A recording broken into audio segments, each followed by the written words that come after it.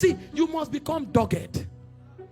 If you will shine in this world, you must become rugged. If you will beam the light of God in this world, there are too many people compromising. See, if you don't have the martyr spirit, they will intimidate you. They will come and threaten you. They will shake you. They will trouble you so that you will fidget. When they finish talking, stand up and say, do your worst. On this matter, I won't be careful. When I receive my commissioning letter, I also receive my death letter. I'm willing to die for it. I won't beg you if it has to do with Jesus. And I will never compromise. If you like, demote me on the job. If you like, send me to a village. I will be there enjoying God. Because this world is not my home. We are pilgrims on the face of the earth. We are going to a place that is beyond the star. That is where our true enjoyment is. And so you will not use anything in time to intimidate me. In Daniel chapter 3 verse 16, when they called the 3 Hebrew boys, these were supposed to be princes in Babylon.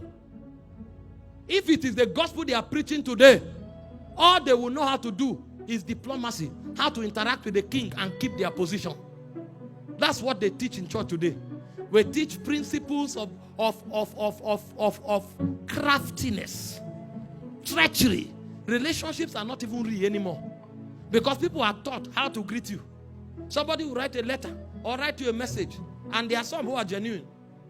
I'm not being pessimistic, but even the things they write, they are taught to write so.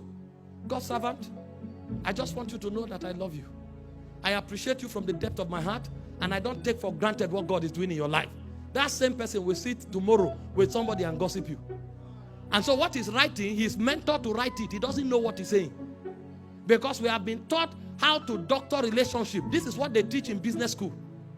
How to win the confidence of your business partners. And that's what we have brought into the hallowed assembly of God.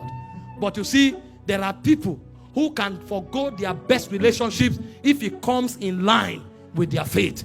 And when these princes of Babylon were confronted with choosing worship of their God and that of Nebuchadnezzar, they said, "O king, we will not be careful to answer you in this matter."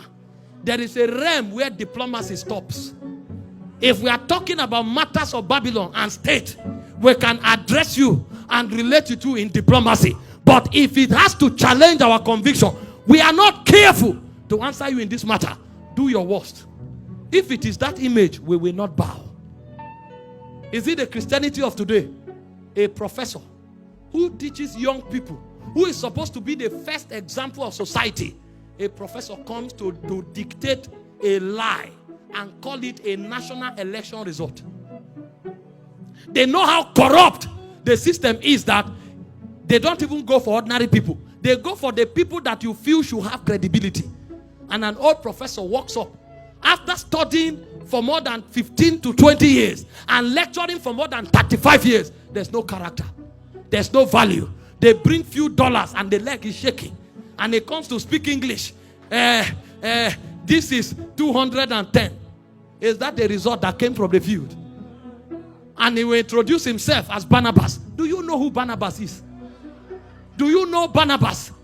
He said Barnabas and Paul were men that hazarded their life for the gospel. You that have sold your nation for a few dollars, you are the one calling yourself Barnabas. Better go and change it, because your name is Judas Iscariot. Shameless men all over the place. Old men that should be an example. According to patterns of scripture, Paul said the older men are supposed to teach us values. The older women are supposed to teach values to the younger ones. But today, what a shame. You'll see old men lying on national television. And when you ask them what is their name, they say their name is Paul. You are Paul? You Paul? Do you know who Paul is? Do you know who Paul? You don't have a name. That's what you don't know. You don't have a nomenclature in the spirit. Because there is something about the order of Paul. Paul. There is something they carry. You say you are Enoch. Do you know who Enoch is? You are Daniel. Oh no. Maybe you don't know the meaning of names. If you go back to that tribe, they will reject you.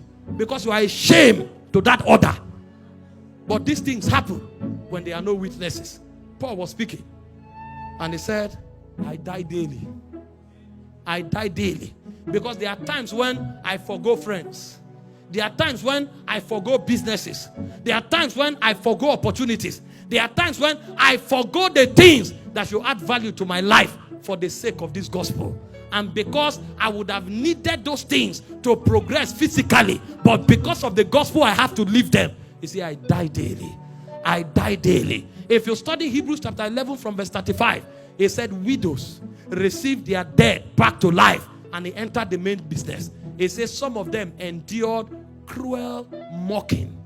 And it said they were sawn asunder. It said they rejected deliverance that they may have a better resurrection. What do they know? What were they taught? What is the motivation of their own kind of Christianity? Because they know what it means to stand and say Jesus is Lord.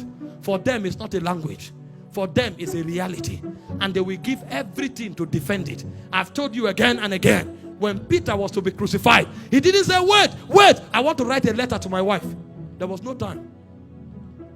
All the letters they wrote were to churches. They were overwhelmed by this truth. Overwhelmed that you have to remind them of their personal things. Peter was married with children. But Peter was more passionate about the church in Galatia, about the church in Cappadocia. Those were the burdens of his spirit. And when they wanted to crucify him, he said, please, when you crucify me, don't face me up. I'm not worthy to be faced up. He said, turn me upside down. I can't be the way my master was. What did this man know? And this is not what apostles should do. This is what every believer should do. Because in the early church, they were numerous. When you start reading church history, you will hardly find birthdays. Nobody cares how you were born.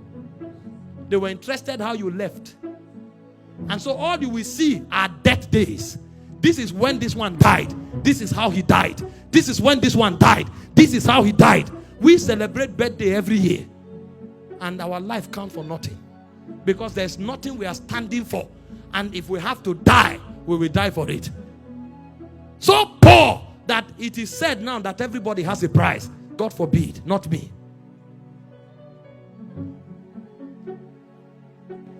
A witness is a martyr. A witness may not be an apostle. He may not be a prophet. But every witness is a martyr. Paul was speaking. He said, what shall separate us from the love of God? The guy came to a point where he was troubleshooting himself. Is there anything on earth that is so precious? He said, is it trial? Is it death? Is it height? Is it depth? Is it pains? Is it nakedness? What is that thing that can separate me from the love of God? He said, there's nothing. That's a martyr. Everyone listening to me, something will come upon your life. And if the whole Nigeria decides to compromise, you will stand. And if you have compromised before, the grace to stand going forward, receive it now.